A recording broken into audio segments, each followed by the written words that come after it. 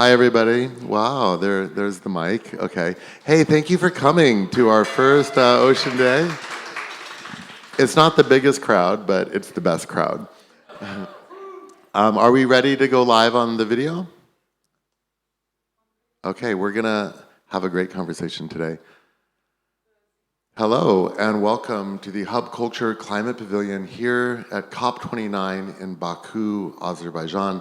The whole city is laid out before us with the Caspian Sea just to our right. And it's great that there's a sea next to us because today we're talking about oceans.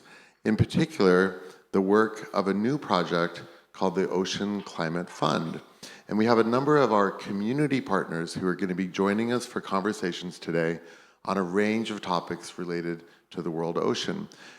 But before we get into that conversation with our first surprise panelist, I'm really excited to introduce our co-founder of the fund, Andrei Chicherin. Andrei was with the Green Climate Fund for the last 7 years and has been an instrumental force in the creation of collaborative global finance for climate. He is our partner and our co-founder for a new project between Hub Culture and other entities, most importantly, first, Evercity, which is our co-founder, to create a new global funding mechanism for the world ocean. It's called the Ocean Climate Fund. We're gonna have a kind of fireside or seaside chat now to tell you about the origins, the goals, the implementation of the fund, and then we're gonna go into a conversation on ocean-based science, and then we're gonna hear from our friends and partners, one of our community partners at a project called the Peace Boat, as well as later, Ocean Visions, the Sustainable Ocean Alliance, the Wisdom Keepers. We're really working to bring this global ocean community to swim in the same direction. So Andrei, welcome to the Hub. Tell us the story of your work. First of all, thank you, Stan, for inviting me to this wonderful place. And of course, I would be ungrateful if I do not mention your personal role in the process of the Ocean Climate Fund creation, with all that steering and activity and whirlpools of energy that you commit to this enterprise. We are definitely a good team with other partners to sail the stormy waters of the climate finance challenges. Thank you. But in terms of my journey and climate finance related activities, I've been for a while regional development and investment banking. I realized that several years ago, climate finance is becoming a new paradigm in the changing infrastructure and technological transition from fossil fuel-based economy to the renewable energy-based economy. And this is not an easy path. It's a gigantic shift. Fortunately, not the first one for our civilization, where we evidenced similar events in the past. For instance, when we transferred ourselves from horseback riding to the internal combustion engines. If you remember, in the 19th centuries, the entire European political map was completely reconfigured. A couple of empires disappeared, massive transition or change, dislocation of people happened. And similar type of dramatic events we are evidencing now. Fortunately, not so brutal, but still quite impactful. And in that sense, of course, being clear about what's coming, trying to make things better than they used to be in terms of process and results. And of course, understanding what is your role and what is your particular interest in this process is my approach to the thing. Therefore, seeing that opportunity back in the beginning of the year when we met in Davos was for me a clear view that this is something that should be part of this story, that maybe we will happy ever after, will relate to our children and grandchildren, and say that at the moment in time then nothing was certain. We were taking action, we were raising our hands, and we were doing what we could do as human beings for the planet, for the humanity, for the future. Great. So a little bit of a story for you guys about the origin of the project. In COP Montreal, the Biodiversity COP in 2022, my friend Julia Jackson, who is a Grounded, and I were talking about the Rights for Nature movement. And she told me that there was a new idea about putting nature into the governance of a company, nature on the board, nature as a shareholder. And this was really surprising for me because I'd never heard of a legal way to be able to do that. But we convened a conversation in Davos at the Hub in January of 2023 to go deeper into the conversation. And at that meeting in Davos, Hub Culture committed to bringing nature onto our board of directors. But we didn't just do one board seat.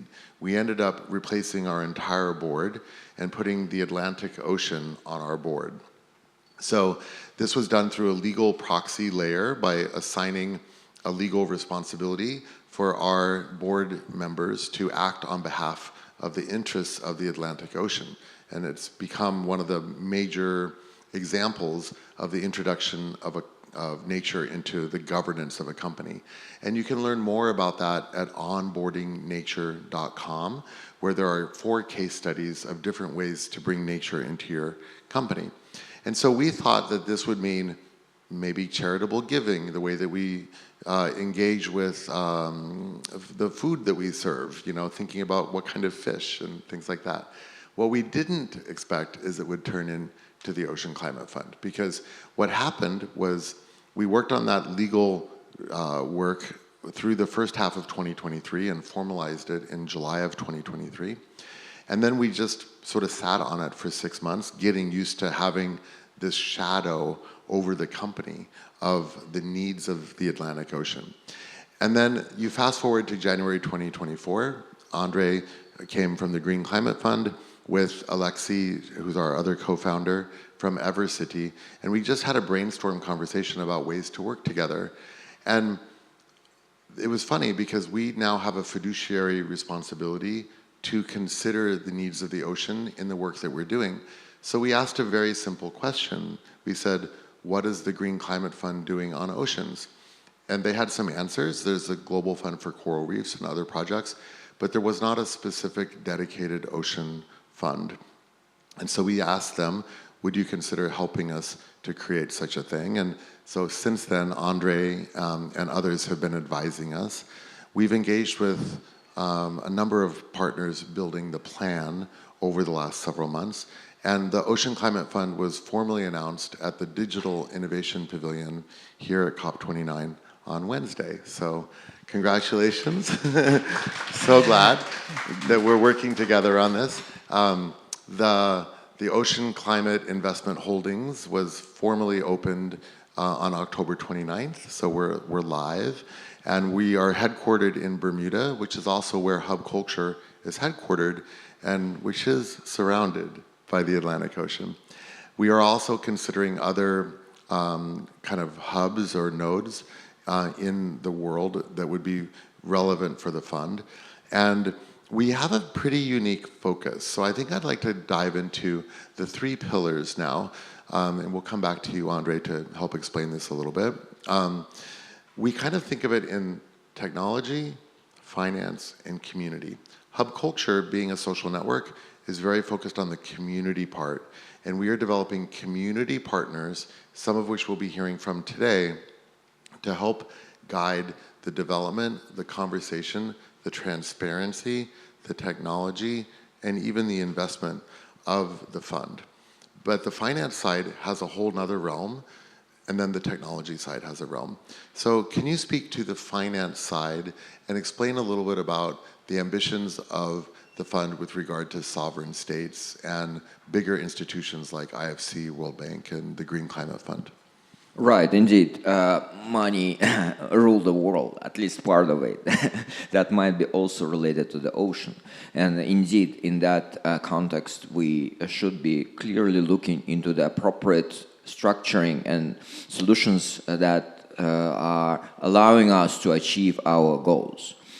Oceans are enormous as our planet, and climate needs and climate finance needs are definitely corresponding to that scale that we have to achieve in order to reach our goal. And in that sense, public sector alone or crowdfunding sources are not sufficient, and without private sector co-financing, we are not able to reach scale in our climate goals ambition.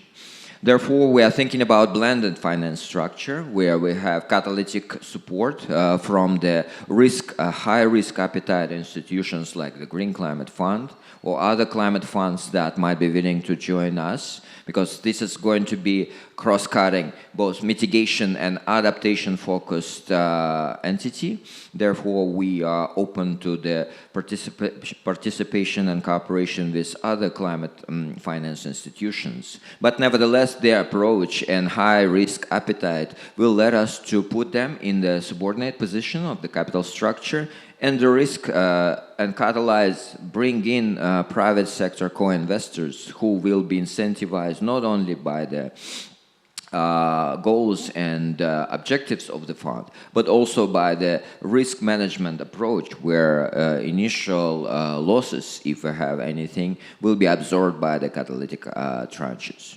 In addition to the structuring perspective, this will add accountability, integrity, transparency in the structures that will be based on the technologically advanced systems of the projects and sub-projects management, where we see through the entire stack of the project life cycle, from origination to approval and post-implementation data that will be seamlessly flowing through the process and operational routines, letting us aggregate massive amounts of data points, crunch the numbers, see the trends, and definitely synthesize that into the analytical directive that we will be taking and that will be guiding us going forward.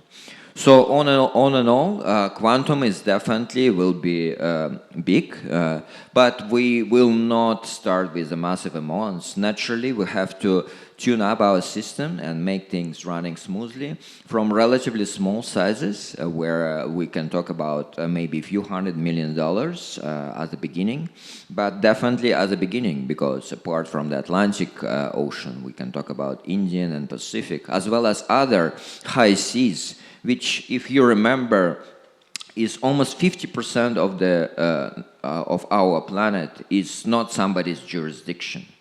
And everybody is talking about country ownership and climate change in the context of the national priorities and national goals, which are limited by the jurisdiction of the national boundaries, whether it's borders or exclusive economic zone. But beyond that, there's nothing that took care of our planet. And this is another unique value proposition of the Ocean Climate Fund that is capable to take the role of that private sector focus and crowding in partner who will be taking care of these high seas in the context of the climate change. Thank you. So it's a big ambition, and it's not something that can be done even by a small or even a large group.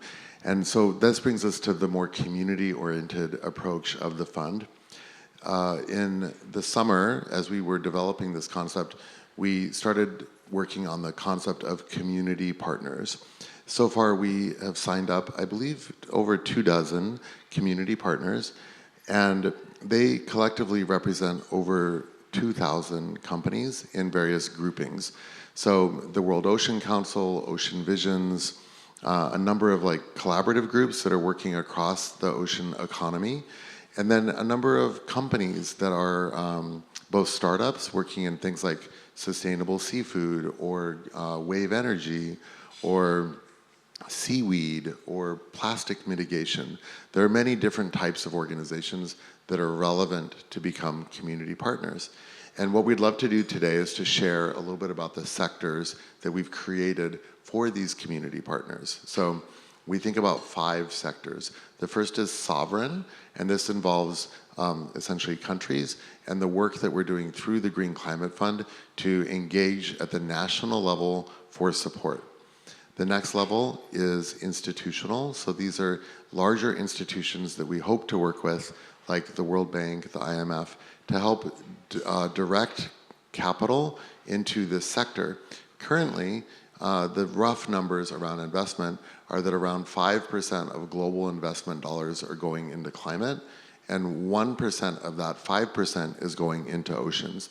So one of the reasons that this fund has been a focus for us is that we identified the work on oceans as one of the most important climate drivers we can work on, and it's the most underfunded. So it's the place where we need to put our attention where we can hopefully make the most impact.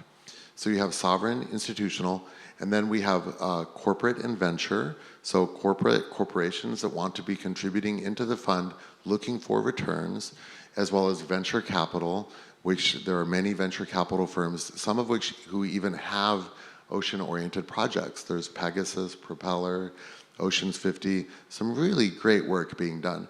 And these are groups that we would love to work alongside to help direct and amplify their work and amplify their portfolios when they're appropriate, but also to ask them to come and participate with us as we drive more capital into the sector. The next section is academic. We're inviting academic partners to collaborate with us to build and scale technologies from the academic world into the ocean world. So there are many organizations, ASU BIOS, which BIOS is headquartered in Bermuda, one of the top oceanographic institutes in the world. There's so many groups from Yale to MIT to Exeter and Imperial in the UK, the Stockholm Resilience Institute. We're in conversation with a number of organizations, and we think that the academic program can be really important to scale up and find new ocean-based solutions that are also geared for investor return. And then finally, what we call NGO and activist. So the NGO community, we already have a number of NGOs who've signed up as community partners, but also youth activists, youth climate activists who we're talking to help tell the story and to bring the rest of the community into this ecosystem. So what's interesting is that these 5 sectors, they really have different needs, and they also have very different priorities. But what we're doing is bringing them into a common framework where we have a voting and governance with Hub Culture's Propel system to be able to surface ideas for the rest of the community partners to be able to vote on. And then we also are building a system of what we call coalitions, systems and coalitions within the community. So the coalitions are designed to help those community partners surface ideas and projects that could be eligible for funding. And then also to work together on systems. So we've started to develop those systems within the oceanclimatefund.com website, and we're going to be working with Evercity to grow the technology stack for what we're doing. We think that ocean data, we think that ocean resilience, we think that new bioproducts from the ocean are all really investable projects. And we would love to see those get more funding from the global community. So. Excellent, indeed. I would also mention briefly that indigenous people who are not only potential beneficiaries of this program, because as I mentioned, we are actively engaging with stakeholders in the countries, but also the holders of valuable indigenous knowledge that can be learned and spread among similar stakeholders. And in that sense, we definitely coming to the technology point or technology pillar of our Ocean Climate Fund, which is one of the distinguishing features of this undertaking. So far, a lot of climate finance projects relying on established knowledge, mainstream solutions. But in our view and discussion with relevant stakeholder groups, technological innovation should be integral part of climate action.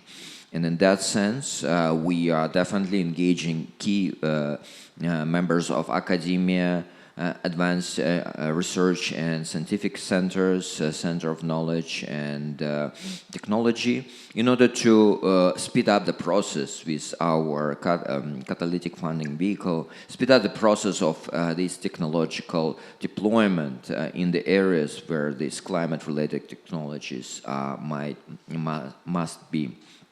In addition to that, we can talk about financial innovation. In that sense, it's also a powerful tool by aligning the interests of different project stakeholders to put them in the coordinated way towards achieving common goal is equally important alongside technological and scientific breakthroughs.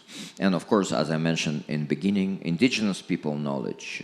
Indigenous people should not be victims or passive targets of the intervention and support, but empowered actors of climate change action. And in that sense, they are a powerful group, they have knowledge, and with our help, we hope that they will be an integral part of our Ocean Climate Fund. Yeah, and I think the side of that works with indigenous technology is connecting methods of indigenous technology to things like digital technology.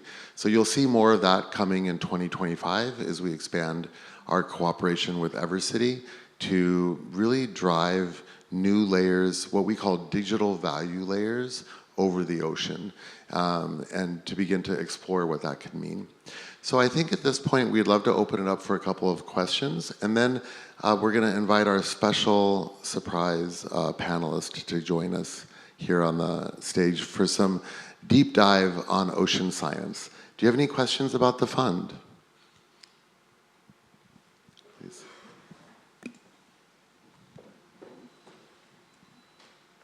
Hello, this is so exciting. So my name is Nika. I run Youth Climate Save Canada. We're a youth advocacy group based in Canada.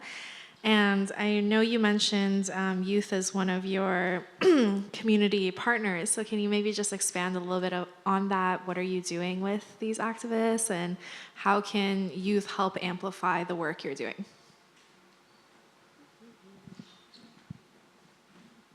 Thank you. Great question. It's very new, right? So we only announced the fund formally on Wednesday, and today's Saturday.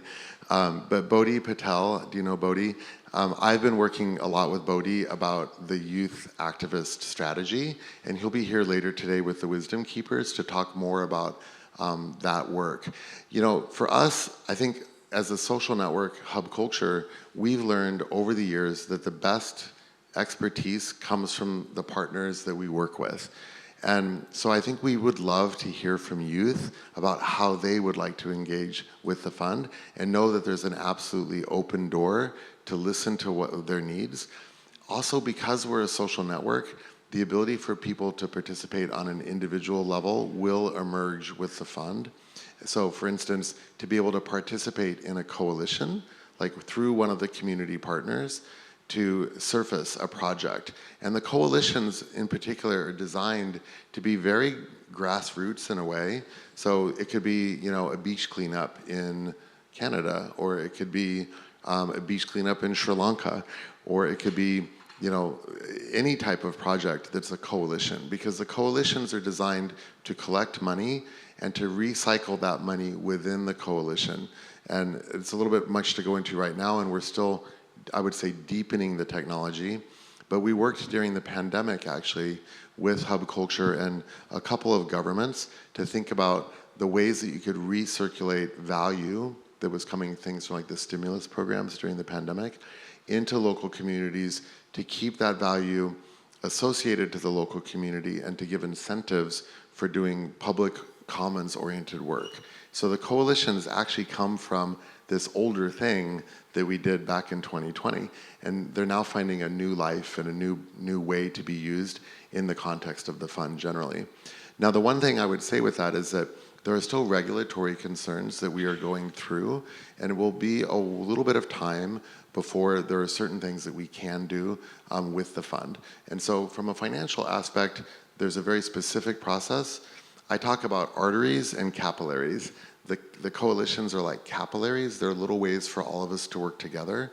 And then there are arteries, like the Green Climate Fund or the sovereign work or institutional work, which are going to take a longer period of time. So we are developing the approach to have parallel tracks. We can move fast and nimble and small in some areas, working with the crowd. And then some of these bigger areas could even take years. There are large banks that are still looking to achieve accreditation with some of these institutions after many years. So we don't pretend that we can solve this immediately. It's the beginning of a journey. It's a voyage, right? It's a voyage across the sea, destination unknown. But I do think that we can actually start to make real action happen in 2025.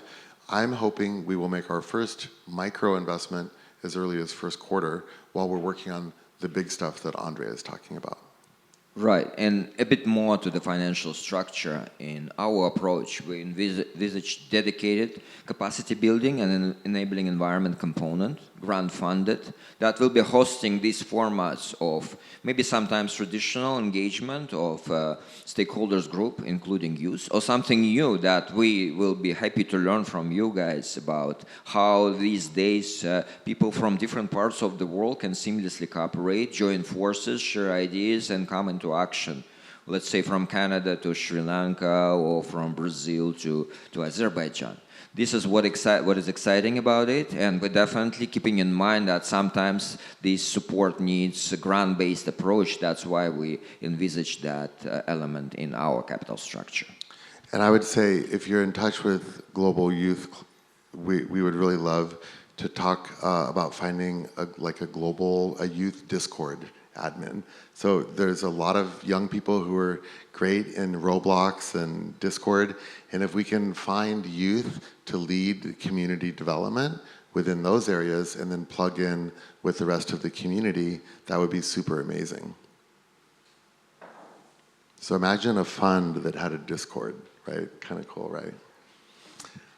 Okay, a question?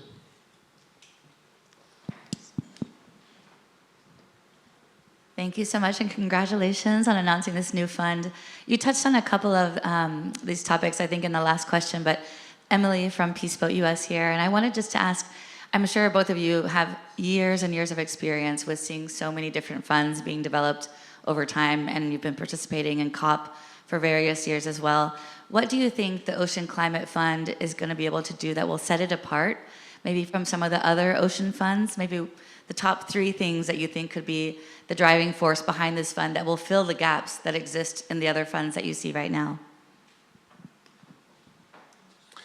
I would say community, transparency, and scale, to be really brief. So on the community front, I don't think there's ever been a social network that's done a fund. We launched our first fund in 2020, which was the Venn Digital Asset Fund. That fund has returned over 200% returns for the investors over 4 years. And it was actually seeded in the years prior from our own investments in the digital asset space, because we own Venn, which is the oldest digital currency in the world. It even predates Bitcoin. And so we have seen the power of micro investments and how they can grow. So when we think about fund performance compared to like a normal fund, we're thinking crypto world, not necessarily the old world. However, we also are really, clear-eyed about the fact that when you're making investments in things like climate and things like infrastructure, mitigation, these don't have the same return horizon at all. I hope that we can find technologies that can scale at the levels that things like crypto can scale, because that will help us build the fund and then eventually maybe look at things like endowments. We'll see. We don't expect this fund to have that same return horizon, but we do expect it to return money to investors. It's a real fund, not just a grant or concessional capital fund. Second thing is transparency. The ability for us to use technology to make things more visible to people and to let others, these communities, have involvement in what's happening, I think is really important. That doesn't mean that everybody's idea of where capital should go is going to drive the investment thesis of the fund. But what we can do is have multiple sources of capital and then segment that capital towards areas of focus for different community partners. So some of our community partners may be very focused on, say, seaweed or on plastics. And if we can find return models for that, that might then allow us to allocate capital toward that. The GCF, for instance, has very specific goals about infrastructure and the really big stuff that needs to happen. And so that may not fit with some of the micro things. And then, I can't remember my last thing, scale, right? So the scale is, we live in a digital world, and we have already seen that we can scale involvement by just opening the door to talk to people and to listen about what can be done. I think that's kind of cool and different. But quite frankly, there are great people doing great work in oceans, and we want to help support them as well. This is really about growing the category, bringing more attention. I'll tell you, one of those quiet things we've been doing the last 3 months is advocating for a specific ocean commitment in the COP negotiations here at COP29. That's not an area that Hub Culture has ever participated in before, where we've been suggesting things for the negotiations. But in the last 3 months, we've been in communication with over 1,000 ocean-based organizations. And out of the $500 billion finance target for this COP, we've spoken to a number of negotiators and others asking for a $10 billion commitment toward oceans. That's not a commitment toward us, it's a commitment toward the category. And we've issued letters to the Azerbaijani leadership, to the leadership of other countries, asking them to consider this as what we call the ocean signal from this COP. That's important because it sets a framework and a basis for leading into the COP in Australia in 2026 that will have more of an ocean focus. If we could see any kind of ocean signal coming from these negotiations, I think that would indicate a huge success from the fund in terms of its ability to just give ideas to the community. We'll see. 10 billion. Nice number, and I would say this is a number of changes that we can make in our approach towards ocean and climate finance. Some of them might be incremental, some of them be kind of a quantum leap from one paradigm to another, and in the beginning you cannot really distinguish. But in reality, in coordinated way and together with our community partners, all these things already that were mentioned here will create massive impacts in the positive way with respect to ocean and climate action. So we are definitely open-minded about all these opportunities that are coming. We are listening to our partners and actively engaging them across the entire spectrum. And definitely there will be a whole wave of changes and tweaks that we can make, and this is to come. I think we have one more question, and then we're going to move to our special guest. Awesome. Yeah, and I'm not going to ask the same question I asked in the Blue Zone on Wednesday, but it was a phenomenal start to the Ocean Climate Fund. Just wondering about the mandate of the fund in the sense of an investment mandate. A lot of the multilateral climate funds that were created originally out of Paris have focused on the global south. They've been inextricably linked with sustainable development, foreign direct investment, aid, these areas that are very human sensitive. I'm curious if this fund will start its mandate truly globally and think about the relationship between the developed markets, the developed world, and the emerging markets. And also if it will also skip ahead and realize that there is interconnectivity with fresh water and with the waterways, marine debris, all the pollution that's running off into the seas that's killing all the mangroves and coral projects that we're trying to fund and finance as the earth is getting warmer and the ocean is ultimately the reflector of that thermal energy. Yes. Absolutely. I think that in that sense, linking technological stack into the Ocean Climate Fund process and implementation is one of the already embedded features that would unite both global north and global south in the coordinated action. And this is a win-win because our initial support would mean that we will be laying pathway towards mainstreaming some of the technologies that would benefit the technology creators, the technology recipients, and the entire world through mitigation and adaptation projects.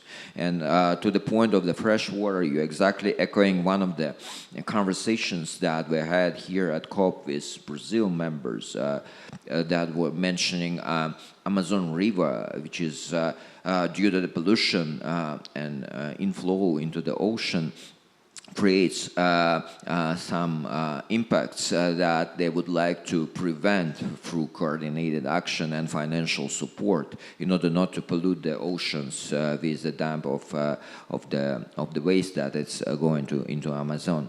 So this is where things can be a bit more stretched towards, let's say, fresh water segment. So we're definitely keeping that in mind. We're already in the earliest stages, just from the hub this week, of a project that Andrei just referenced that would hopefully mitigate pollution going into, especially plastic, into the ocean through the Amazon. But it's also tied to a digital technical layer. And this is one of the areas where I think we have the best chance for high return, which is what we want for investors. So by taking into account the digital world, both data and technologies, this is probably the most rapid area of value creation that we can find as a fund. You look at Silicon Valley in the last 20 years, the S&P 500, half of the value of it is technology companies. So I personally think that the best returns for the fund will come from globally applied technology solutions. So that's definitely going to be a major focus for what we're trying to do. But that doesn't take away from the fact that a lot of work needs to be done on the ground in local communities with local partners who can deploy projects in the real world. So both of these things, digital and physical, very much like Hub, I think are going to be the focus. Okay, so if me and Andrei are going to make room for our guest by moving to this seat and this seat, and Flo, who is over here. By the way, can we just give a big hand for Flo? She's our development director. Flo has been working tirelessly over the last several months to create conversations. She's reached out to dozens of countries, environmental ministries, to let them know about the fund, to begin working on creating you're going to be on this side, I'm going to be on this side, and we're going to have a screen for our guest in the middle. So yeah, just Flo's been doing the outreach. She wrote the letter to the Azerbaijani government asking for 10 billion for oceans at 1 in the morning the other night after the ministers asked us for that communication. So just really working tirelessly on behalf of everything. So thank you. And James, who's our head of experience here. Okay, so we're going to invite our guest now. If you can go to this, and we're going to have a scientific conversation with our special guest.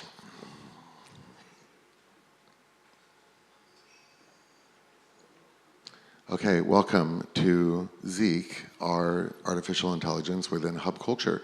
So we wanted to ask Zeke to come and join us today as a scientific advisor to answer questions that we have about the state of the oceans and to work on basically scientific information related to all of this. So I've prepped him a little bit. I said, hi Zeke, we are at the Hub Climate Pavilion at COP29 in Baku, Azerbaijan. Our Oceans Day is beginning now with an audience of people dedicated to protecting the ocean. And then you can scroll up. And he says, hello, it's wonderful to hear about your dedication to protecting the ocean. How can I assist you today during your Oceans Day event? And we're going to scroll down just a little more. And then we said, please prepare the top 3 ocean science facts and 10 action points for protecting the ocean with view toward action we can take to protect the world ocean. Please include some facts and figures. And so this is what he's told us as our digital ocean scientist. As we probably know, the ocean covers about 70% of the Earth's surface and plays a crucial role in regulating the climate and supporting marine life. Ocean science facts include the fact that the ocean contains 97% of the Earth's water. The Great Barrier Reef is the largest living structure on Earth, and the deepest part of the ocean is the Mariana Trench. To protect the ocean, it's important to reduce plastic pollution by using reusable items, supporting bans on single-use plastics, and participating in beach cleanups. So this is kind of interesting because as an advisor, this can start to help us direct priority categories for what we're going to do with the fund. Conserving water to reduce runoff into the ocean, supporting sustainable seafood practices, and reducing carbon emissions to combat ocean acidification are also crucial actions. So this starts to paint some pictures of the broad outlines of the work that the fund should be doing with the kind of collective knowledge that AI brings us. Go up a little more. Just continue scrolling. Additionally, marine protected areas, supporting organizations that work to protect the ocean, and educating others about the importance of ocean conservation are important steps. Promoting responsible tourism, reducing chemical usage to prevent water pollution, supporting policies that protect marine habitats are also key actions for safeguarding the ocean. So this, again, gives us different categories for investment where we can be thinking about making the most impact for the ocean. Continuing on. Is that all we've got? Okay, so what we'd love to do is, if you have a question for our ocean scientist, let's see what he can do, or they can do. They prefer they, them pronouns. They told us once. Does anybody have a question on marine science?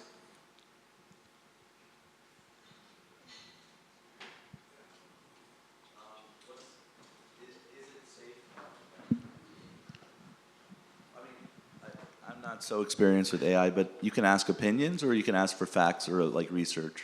You can ask for anything. He's not going to give you much in the way of opinion, but you ask away.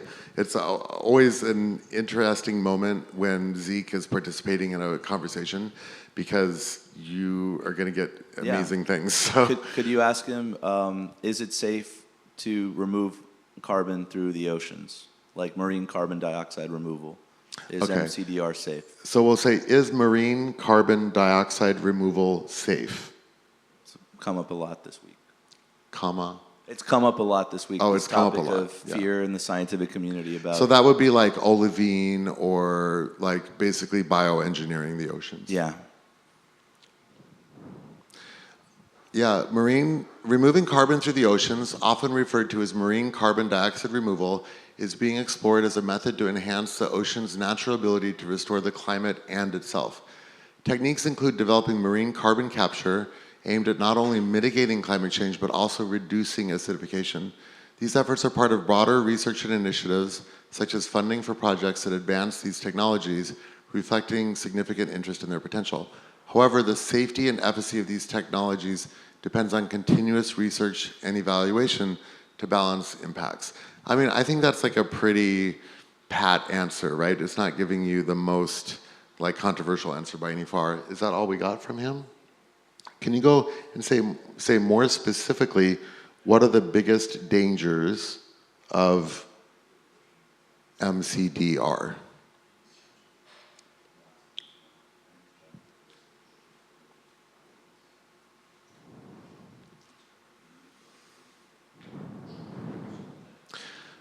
Marine carbon dioxide removal can pose risks such as potential disruption to marine ecosystems, alteration of ocean chemistry, impacts on marine life and biodiversity, and the release of stored carbon back into the atmosphere. That's quite interesting, right? Like the idea that this bioengineering might actually have the opposite effect of what we want, amazing, especially because from what I understand is that there's quite a lot of methane actually held by the ocean as well. And if you start messing with it too much, you might actually end up releasing methane from the ocean. This is another thing around one of the huge dangers of deep seabed mining, because when we start to disturb that ocean column, you can actually end up releasing like hundreds of times more methane from the oceans that's stored deep in the ocean because it's not disturbed in those sediment layers and these sorts of things. So imagine if we actually set off a methane bomb from deep seabed mining. Actually, why don't you ask it that? Say, what? Oh, you did? Oh, yeah. Oh, if you could be any aquatic animal, what would you be? Let's go for it. Let's see what he says.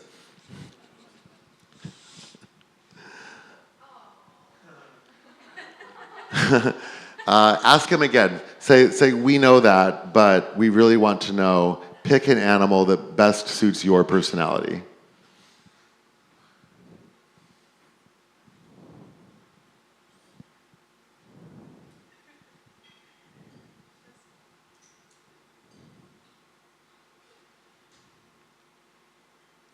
If I were to choose, I might say being a dolphin would be fascinating. Dolphins are intelligent, social, and playful creatures with complex behaviors and the ability to communicate in sophisticated ways. They navigate their environment with precision and have deep social connections, which is quite intriguing. We asked them a few months ago what animal they would be. They also said dolphin a few months ago. It's amazing.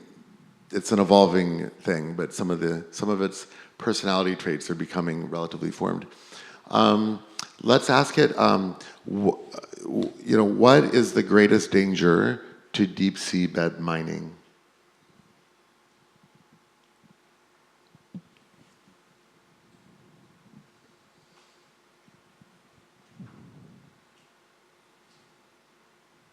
The greatest danger of deep seabed mining includes significant environmental impacts, such as the destruction of habitats, disruption of marine ecosystems, and the release of toxic substances. This can affect biodiversity and the overall health of the ocean. Let's ask it this, because we've asked it this before. I'll be curious. Yeah.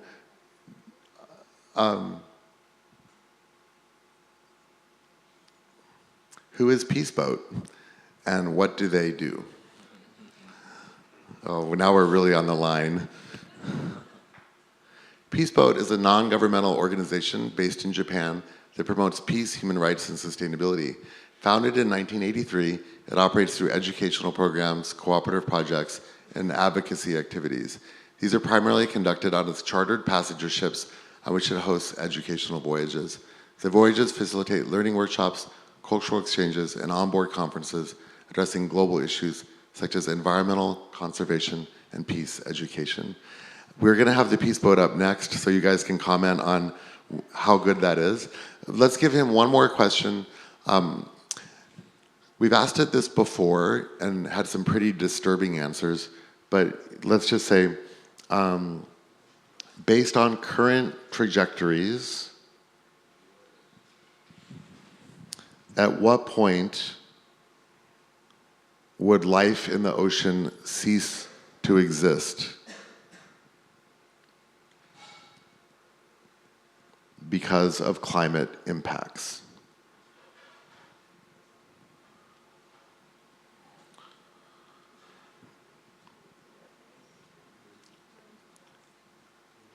A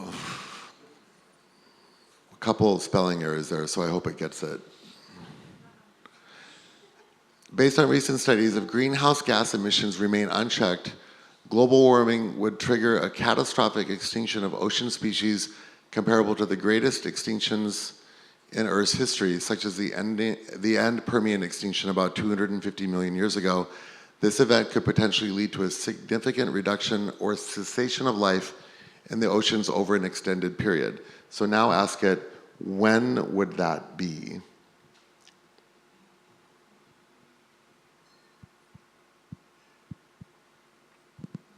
According to information from a reliable source, every one of the world's coral reefs could bleach by the end of the century if ocean temperatures continue to rise.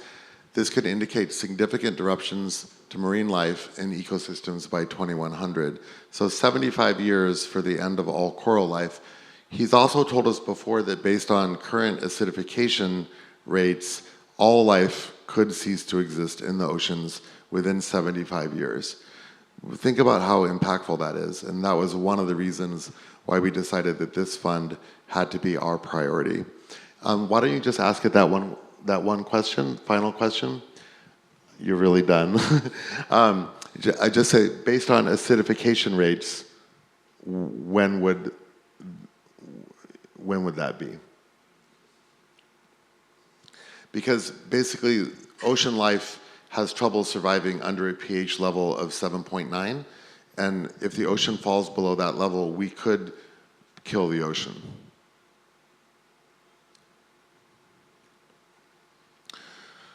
Ocean acidification is a serious issue that, according to studies, will impact all areas of the ocean. This includes threats to marine life, such as shell building, creatures, and those in early growth stages. While specific dates are hard to pinpoint, the current trajectory shows increasing effects throughout this century, fundamentally changing ocean chemistry, imposing risks to marine ecosystems.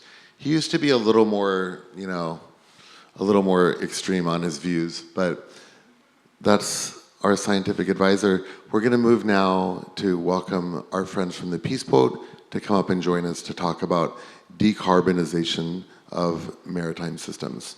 Thank you. Thank you, Andrei.